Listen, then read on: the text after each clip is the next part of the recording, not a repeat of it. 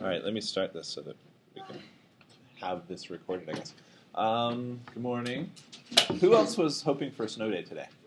Yes. I was very tempted this morning laying in bed to unilaterally declare a snow day and just not get out of bed. And then I thought, no, I don't have to declare a snow day. They can just go take the quiz. I don't have to show up. We could just have the quiz and no lecture. But I thought, it's not a snow day. I'm making my kids go to school. I might as well go to school too. Kayla asked about the difference between the prototype model and the exemplar model. And this is kind of a key difference, so I thought it was a good question. So does anybody want to take a stab at this? What's the difference between these two, prototypes and exemplars? Okay. Like in the prototype model, you have just in your memory the prototype, so like the beagle. And so whenever you see something else, you compare it to the beagle, I guess. Mm-hmm. But exemplars, you have in your memory every exemplar, every example of a dog. And then with all those exemplars, you can kind of construct maybe the average or like somewhat of a prototype. Yeah, so you make the prototype on the fly. Yeah. Yeah, so how do they both account for typicality effects?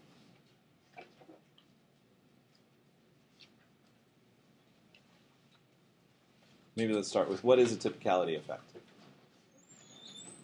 Johnson? Faster to identify things that more closely resemble the average Right. dog would say. Right. So you're faster at identifying things that are more typical, that more closely resemble the average. So under the prototype model, how does the prototype model account for that?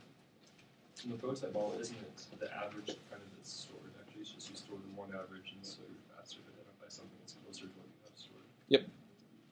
Yeah. So what about the exemplar model, though? You store lots of things when you see something. You kind of go through all the exemplars in your mind.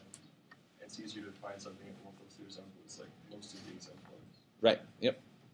Yeah. So the difference between the two is in what's stored in memory. So in one, you're only storing the prototype. You don't have to store all the exemplars.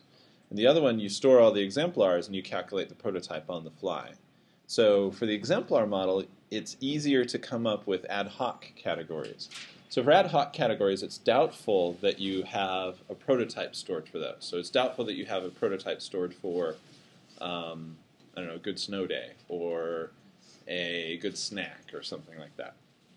So something that we can make up a category on the fly, and you can and you still see typicality effects, but it's probably not because it's close to some prototype that you have stored, because you probably don't have a prototype stored for those things. It's very unlikely.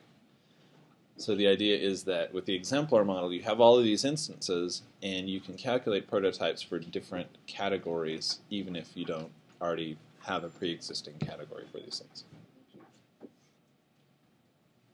Cool. Other questions?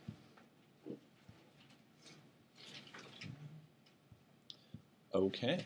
I have to put in, yesterday I was supposed to put in my book order for this class next fall, and I was wondering what you guys thought about the textbook. Hate it? Yes. How come, Abby? Well, I feel like it doesn't, I don't feel like it's with bold word, here's the definition, really straightforward. I mean, sometimes they have little ones to the side of that, but I just feel like it's not as, It's not obvious what the important things are. Yeah. Okay. I mean, I really like it because I think it reads really, really easily and gives you really good examples. Okay. He chooses a new book, then you can't sell your book back to the testing center. To the bookstore. Shoot, I shouldn't have mentioned this to you guys. But really, unbiased, I think it's good. You do? I don't think it's too hard to read or understand the concept. Okay. Sometimes I wish there was more. It's like every chapter I've noticed is like exactly 30 pages. It seems like they have a chapter, they have a couple things they want to mention, and it maybe takes like 5 pages to like state it all, and then they think of like 25 pages worth of fluff. Okay, so it's like a Malcolm Gladwell book. He's got one idea, it takes one chapter to say it, and then the rest is just sort of, yeah, okay. Other thoughts, opinions on the book? No? Okay. All right, thanks for the feedback. All right, so today we're going to finish up talking about imagery, and then next time we're going to talk about, I forgot, something else. Language, maybe? Coming up next Monday, I'm going to send out the example questions for the exam. The exam will start a week from Monday. It'll be in the testing center, and it'll run Monday through Wednesday. It'll be the exact same format as the last exam, so 50 multiple choice questions and then 1 essay question. Okay, so imagery. So last time we talked about what imagery is, and we decided that it's not propositions, that it's probably at least quasi-pictorial. So you've got some pictorial code, and you're probably storing images. So what is imagery like? Can we describe imagery more completely? All right, so imagery in many ways is like perception. So I'm going to show you some examples of how it's like perception and then some examples of how it's not like perception. So the idea is that in a bottom-up process, you've got early visual processes going on. You have some visual experience, some homunculus sitting in your head watching a computer screen or something like that, video monitor. And then from that, you form your memory representations. You usually don't form memories for things that you don't visually experience. So things that you don't attend to, you usually don't form memories for those things. So the idea with imagery is, and this is a pretty horrible picture, I realize that, is that you're going from these memory representations back to a visual experience. That you can call up your memory for what does your parents' house look like, and you can come up with an image for that. There we go. What about like song lyrics or like auditory memories, I guess? So if I were to read you a description of some scene and you form a mental image of that, can you imagine that later on? That sort of thing? No, like I remember like when I was a little girl, my dad used to sing me this specific song, and like I remember his voice singing it. I don't remember a specific like time, or I have like a specific image of. Oh, okay. So your memory representation for those sorts of things that isn't visual. Yeah, so I think that I probably misspoke, where I said you don't remember things that you don't visually experience. Of course you remember things that you don't visually experience. Within the realm of visual memories, you don't. Yeah, so sorry. I didn't mean to be confusing there. Yes, of course you remember things that you don't visually experience. But you don't remember things that you're not consciously experiencing. How about that? A little bit broader there. So for visual things, and we're basically going to restrict our discussion to visual imagery today. So for visual things in your memory representation, what is this like? Is this exactly the same depending on independent of which way it goes? So if you experience something bottom up, or if you're drawing on it from long-term memory, is that visual experience the same or is it different? Well, there's some evidence to suggest that it's the same. So this guy with a great name, Perky, over 100 years ago, did this really brilliant experiment where he had people sitting in front of a screen, and he said, I would like you to imagine a banana. Make your picture, your mental image of a banana as lifelike, as realistic as possible. So don't imagine a perfect banana. If it's got spots, imagine the spots. Imagine a banana. And to help you with your imaging, I want you to look at this blank screen and imagine the banana on the screen. And unbeknownst to the subjects, very, very faintly, he flashes a banana up on the screen. So it very, very slowly comes up, and then it sort of goes away. And then he asks questions about the banana that they imagined. And guess what kind of banana they describe? That one. Yeah, exactly. So if it's different when you imagine something versus when you visually view something, when you have this bottom-up processing, would they be able to confuse the two with one another? Or would it be obvious that, no, that's not my imagined banana, that's a real banana? Well, when you were starting that, I started imagining a banana as well. but mine was facing the opposite direction. And so, like, what would happen if you had yours facing the opposite direction than the one that's showing up on the screen? Then you would probably pick up the difference. But so there are going to be people who pick up the difference. So maybe you're imagining a green banana instead of a brown spotty banana like this. So then you will be able to see the difference. But if you happen to, in some proportion of people, they don't pick up the difference. So some people do confuse it. So if imagining and viewing was nothing like, were nothing like each other, then you would never confuse the two. But some people do actually confuse the two, and some people actually do describe this banana as the banana that they supposedly imagined. So that's pretty strong evidence. If you are ever able to confuse imagining with viewing, then the two seem to be pretty similar, at least similar enough that you can confuse the two. Other evidence that visual imagery is like perception is that you can get interference with visual imagery. So if you ask people to remember sentences, let me see if I can reconstruct this. If you ask people to remember sentences, either high imagery or low imagery sentences. So a high imagery sentence would be a nudist devouring a bird, and then a low imagery sentence is the intellect of Einstein was a miracle. So the key words here, nudist and bird, those are concrete words, concrete nouns, versus abstract nouns, intellect and miracle. So with concrete nouns, they're highly imageable, and you can interfere with these things. So in the visual interference task, subjects see a 1 or a 2 on a computer screen and must say which digit didn't appear. So if I show you a 1, you have to say 2. If I show you a 2, you have to say 1. So it requires sort of visually monitoring these things. And then the control group gets no task, and then the auditory interference task, you get the opposite. So instead of visually monitoring, you have auditory, you hear a 1 or a 2, and you have to report the other one. And the idea is we want to know how many of these high imagery words and how many of these low imagery words do you remember. And it turns out that if you're doing the visual interference task, you take a hit for the high imagery words, but not so much for the, for the low imagery words. Oh, that's the same. But if you're doing the auditory task, you don't take a hit for the high or the low imagery words. So if you're doing something visual, it interferes with your processing for the visual stimuli, for the highly imageable words. Does that make sense? It's not. Maybe I should graph these differently. I think I should group the bars the other way. Yeah, Skylar. How would text fit in that? Text?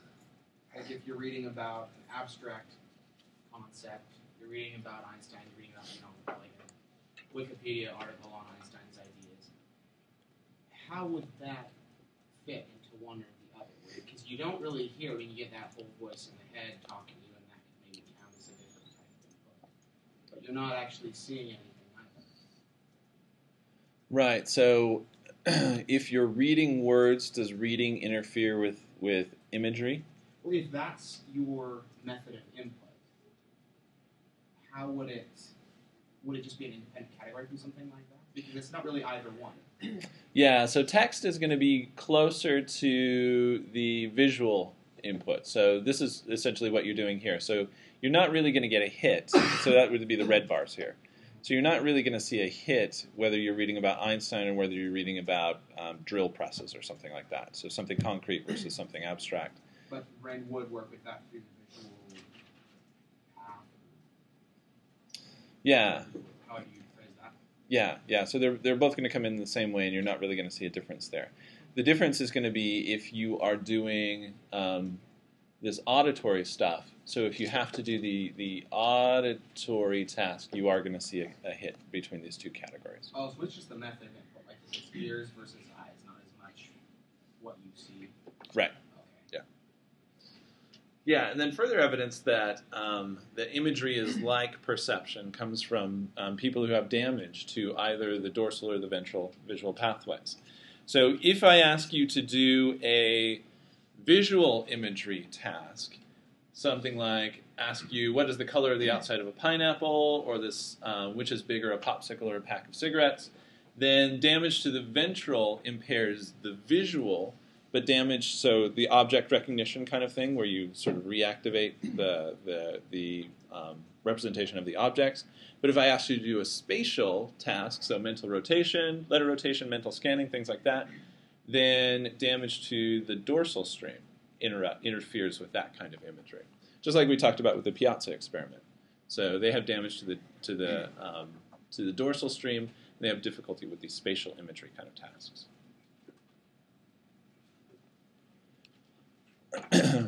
All right, so those are all examples of how imagery is like perception. Now I want to show you some examples of how imagery is not like perception, how there are some differences. So it's not exactly the same. We don't often get confused between what we imagine and what we see. So what I'd like you to do is either take out a sheet of paper just in your notes somewhere. I'm going to ask you 4 questions, and I just want you to make a note of what the answers to these questions are. You don't have to hand them in. All right, so which is further north, Rome or Philadelphia?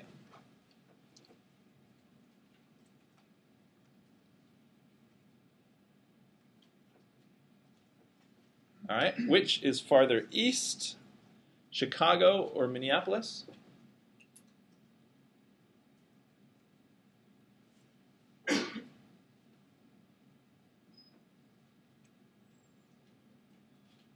I realize that these are grammatically incorrect. It should be farther and not further. Sorry. Which is farther south, Mexico City or Panama City?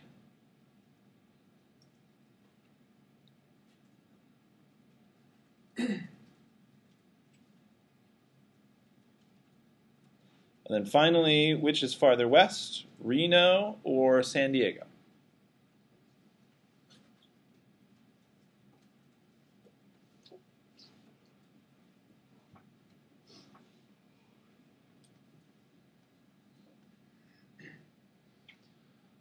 All right, so what are the answers? What's the first one? Rome or Philly? Philadelphia. Philadelphia? You're pretty confident, Adrian? No. No? I've made you doubt yourself? So if you line them up, so here's Rome, sort of marked here, and Philadelphia is here. Philly is farther south than Rome is. But we think that Philly should be farther north, right? Why do we think that Philly should... Most people say Philadelphia is farther north than Rome. So why would people think that? Danny? I lived near Philadelphia, served my mission, and Philadelphia was way colder. So I just assumed it was farther north. Yeah, that's exactly right. So Philadelphia gets snow all winter, and it's miserable and cold, and Rome is kind of nice, right? So why is Rome kind of nice but farther north than Philadelphia? The Gulf Stream, right? The Mediterranean. So you get warm water coming up from the Caribbean into the Mediterranean, and it sort of moderates the temperature all year round, and New England is freezing. All right, so that's the first one. Let's go back to the questions. Back. Which is farther east, Chicago or Minneapolis? This one's not a trick question. Chicago. Farther south, Mexico City or Panama City? Panama City. Farther west, Reno or San Diego? I'm not hearing a consensus there. How many say Reno? Is farther west? How many say San Diego? All right, so pretty even split. Interestingly, when I did this in San Diego and I asked San Diego students the answer to this question, I got a huge response when I showed them this map, and they said, "No way!" Because why? What do you assume about San Diego? It's on the coast, right? And the coast goes north-south, and Reno is miles. It's an entire state away from the coast. So San Diego's got to be farther west than Reno. But that's not the case. So it turns out that our mental representation for the California coast is that it's north-south, but it's wrong. It's aligned. It's rotated differently. So tilted figures tend to be remembered as more vertical or horizontal than they actually are. So we sort of do some alignment. And we've got sort of this hierarchical representation as well. So we've got two things going on here. First, we remember the California coast as being north-south, as being more vertical than it actually is.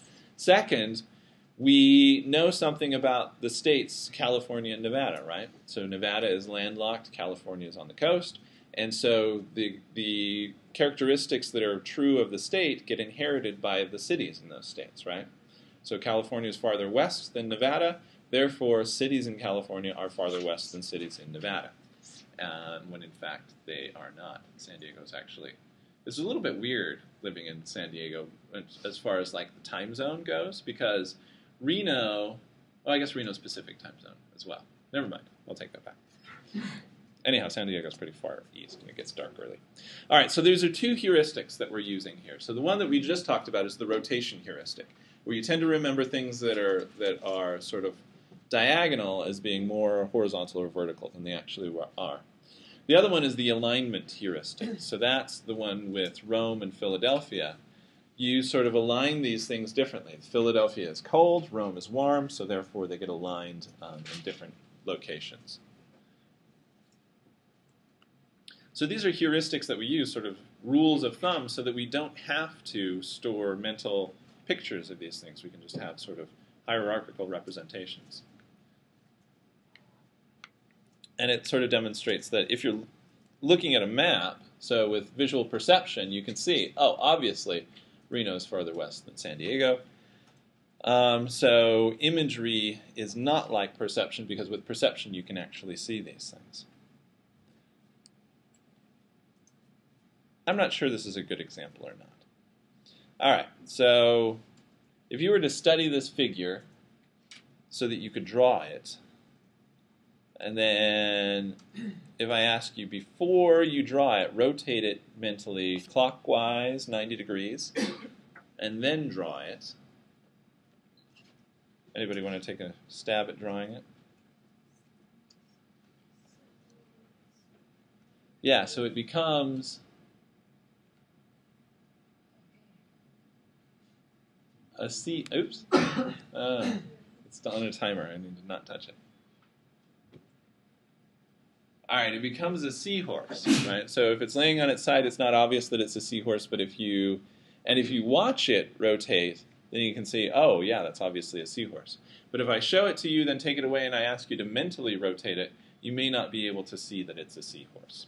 You will some amount of the time, so some folks got it in here. So one of the things that visual imagery allows you to do is mental inspection, basically.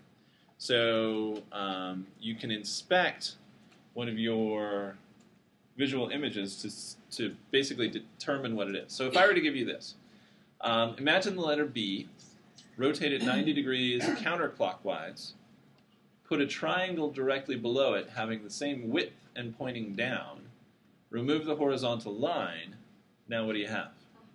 A heart, yeah. All right, so if you have the B, you have it rotate, you put a triangle, sorry for the PowerPoint failure, put a triangle underneath it, and then remove the horizontal line, you have something that looks kind of like a heart. So when you do these sorts of descriptions, people get these transformations about 60% of the time, so a little bit better than half the time. And if you get all the transformations, then you're able to name what it is about 60% of the time. So you can do some visual inspection. If I were to show you all of these things, though, you'd get it 100% of the time. So there is a little bit of a difference between visual inspection and imagery inspection. So the point is that images can be inspected to some extent, but they're not as effective as visual inspection. So why do we have imagery? What's the point? There are a couple of ideas as to what imagery is good for, being able to imagine things, because they're not present, right? So why would we have developed an ability to imagine things that aren't actually there? Well, one idea is that it helps with memory encoding, actually. Another is that it makes implicit knowledge explicit, and then it can also help to prepare us for future actions. So I mentioned earlier that concrete words are remembered better than abstract words. And this is pretty generally true. This has been demonstrated time and time again. That if I give you a list of words like book, chair, desk, snowball, you're going to remember those better than freedom, love, I don't know. I keep coming back to freedom, independence, knowledge. Those sorts of things are more abstract. They're less easily imagined, and consequently, they're less easily remembered. So if I give you pairs of words, if they're both concrete, trumpet and potato, I think that's what that says, then you remember those pairs better than if one of the words is abstract or both of the words are abstract. And there's this whole idea about this dual coding hypothesis. I don't think we necessarily need to get into the dual coding hypothesis. The basic idea is that if you just have abstract words, then all you really have to go on is the meaning of the word. You don't have anything to imagine. But if you have concrete words, you can also generate an image for that word. And both the meaning and the image allows you to have more things to glom onto, more things to associate together, and you can do deeper semantic processing. So remember, when we talked about memory encoding, one of the things that helps you remember the most is if you think about its meaning. Well, being able to imagine what it looks like helps you to think about its meaning, gives you more information to glom onto. So another idea is that if you have concrete words, then you can imagine them interacting bizarrely, and that sometimes helps, right? So states and capitals. Did anybody ever memorize the states and capitals by imagining two things interacting with one another? So like for Annapolis, Maryland, you could imagine two apples getting married, kind of bizarre. But now you're never going to forget that Annapolis is the capital of Maryland, right? So if you have this sort of bizarre image of one apple, and maybe it's a green apple in a top hat, and another apple in a white dress and veil, and they're getting married. All right, Annapolis, Maryland. So the question is, does bizarreness help? So if I ask you to imagine two things not interacting with one another in a non-bizarre way, and so it's a 2x2 cross design. So the other alternative is interacting in a bizarre way, so a piano smoking a cigar. Which one are you going to remember better? Well, some of the evidence, so it's not necessarily conclusive, but people tend to remember these things better than they remember the non-interacting. I've got a question. I'm kind of wondering if it runs on the same principle here. It used to be that instead of like tying a string around my finger, when I had something I needed to remember, like if I needed to remember to do something when I got up in the morning, I'd like put my keys in my shoe, and then I'd find my keys in my shoe the next day, like, oh yeah, I need to do that. Is it kind of that same principle? As far as making things unique, yes. Yeah. So as far as making it distinct and memorable, then yeah. So if your keys are in the same place, then you're most likely just going to grab your keys and throw them in your pocket and not think about it again. But putting your keys in your shoe causes you to think, why the heck are my keys in my shoe? Oh yeah, that's why. So yeah, so it makes it more distinct, and it allows you to have more of a distinct representation in memory. And some of, so there are, you're going to get me started on memory again. I didn't want to get started on memory again. Okay, so I can't help it. Sorry. So the idea is that one of the things that your hippocampus is doing in the service of long-term declarative memory is it's making the memory representations as distinct as possible. So it's taking things like your morning routine, or parking your car on campus in the morning. You probably park in the same parking lot every day, or you park in the same place every day. And so how do you, if you have slight variations, how do you remember where your car is parked? Well, one idea is the hippocampus works really hard to make today's car parking experience really different from other car parking experiences. And so by putting your keys in your shoe, what you're doing is you're making today, this morning, as different as possible. You're sort of helping that out. And so making it so that it doesn't all sort of run together, you're making it more distinct so it stands out in memory. And this is kind of the same idea, that as piano smoking a cigar is really bizarre, and it's going to stand out in memory. It's going to be very different from other things that are sort of close to it. So same basic idea, and I think that the underlying computations are the same.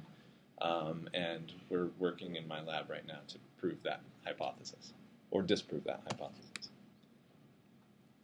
All right, so bizarreness kind of sometimes helps, sometimes it doesn't. But the data seem to point more to it helping than not. Another idea with imagining, so the first idea was that it helps you to encode things into memory. If you can imagine them, then you can encode them better. The next idea is that it takes things that you already know implicitly and it makes them explicitly conscious. So we like to look at things. We encode things visually.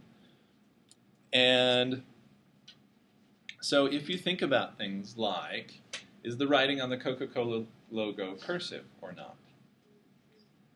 What do you do when you're answering that question? Do you imagine a can of Coke?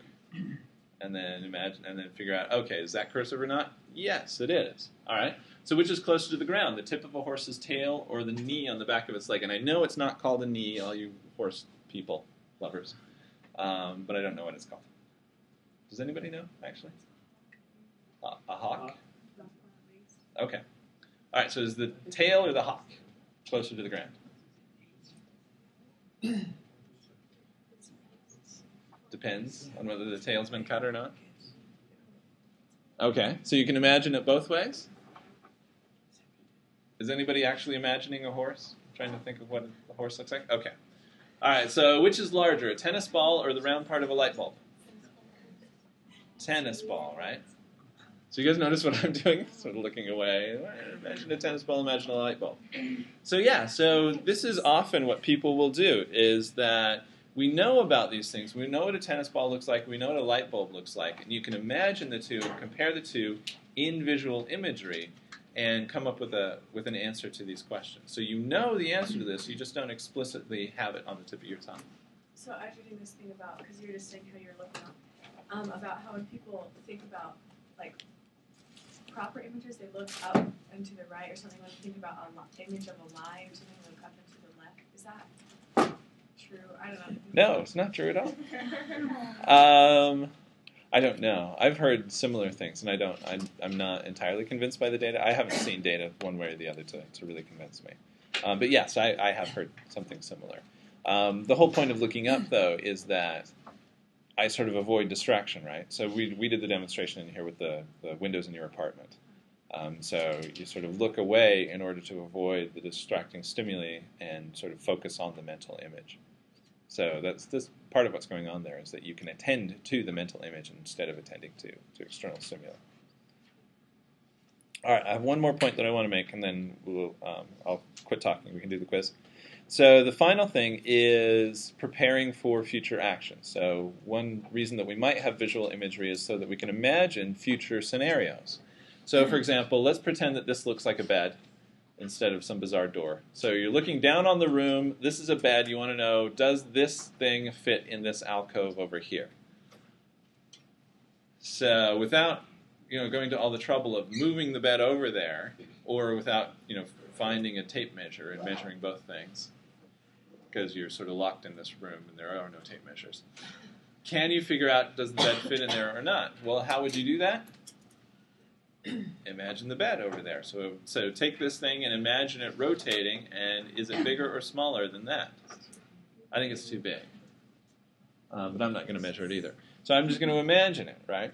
So this may be one purpose of imagery, is to save us the work of moving things over there, is to allow us to mentally construct future scenarios in order to sort of run through these things in our heads.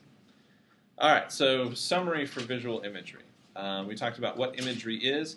It's a quasi-pictorial representation. It's probably not propositions. Well, it's definitely not propositions. The data is pretty clear that it is at least quasi-pictorial. What it's like perception, in that you can do things like confuse it with perception. It interferes with perception. You have separate what and where streams for visual imagery, just like you do with visual perception. It's not like perception in that we have distortions. We have these heuristics that we use that don't help us.